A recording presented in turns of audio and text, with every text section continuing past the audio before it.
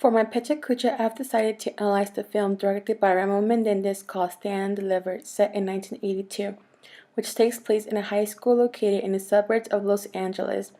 I'll be analyzing how race, gender, and social class can form obstacles for students within the school system and also in their own cultural community standards. The film focuses in a math classroom that is largely attended by students who are Latino, who also share common low socioeconomic backgrounds. The students come from parents who did not finish their school education, from violent neighborhoods, large families, and a family system where two cultures collide with one another. The white middle-class American culture versus the Latino.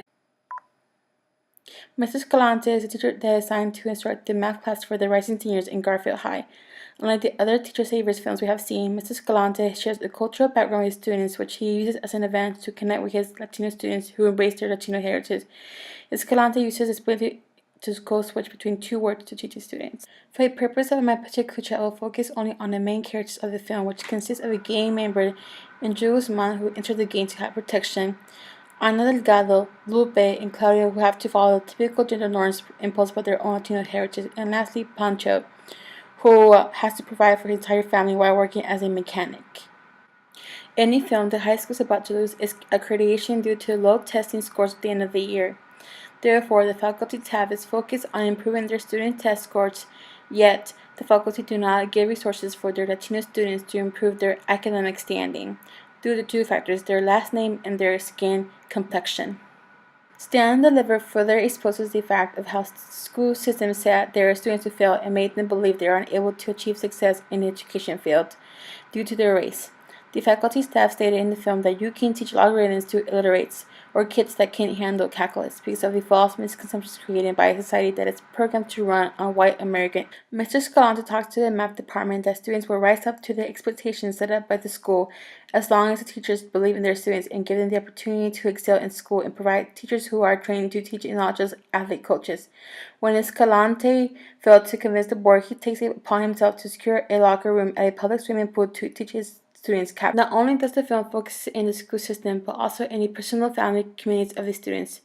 Gender plays an important role in the education career of a female. In Latino culture, females are expected to not pursue a professional career because they are expected to stay home, serve their families, and procreate babies, just like in the case of Ana, Lupe, and Claudia. As mentioned before, one's own culture can serve as an obstacle for a Latina woman. For example, here is Ana Delgado, and she is currently working in her family's restaurant because her father has prohibited her to go to school, since school is not helping her learn how to serve as a wife or even cook, which are important values in the Latino. Not only are Latina women expected to learn how to be domestic, but also they are not expected to be smart or have children at an older age. Mr. Escalante reconnects with Lupe and Claudia because he's trying to teach them that they can still embrace their Latino heritage and not follow the path of barefoot, pregnant in the kitchen, even with 3 behind their names.